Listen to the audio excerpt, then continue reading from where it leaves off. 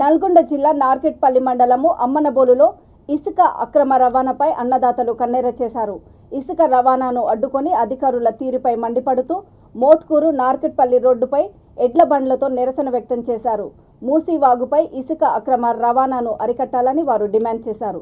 ఇసుక అక్రమ రవాణా వల్ల గ్రామంలో భూగర్భ జలాలు తగ్గడమే కాకుండా పిల్లలు తాగుడుకు బానిసే పక్కదారి పడుతున్నారని రైతులు వాపోయారు.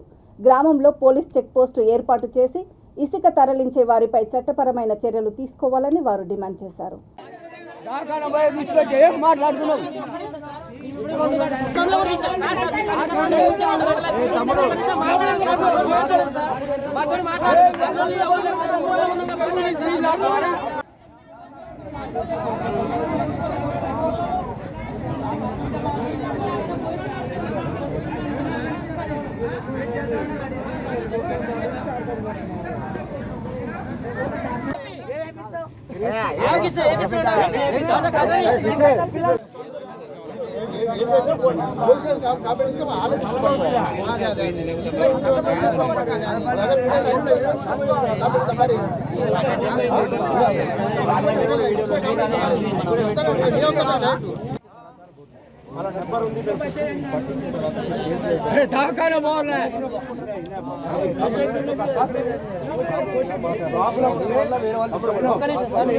కనీసం ప్రాబ్లం ఏందో తెలుసుకోండి.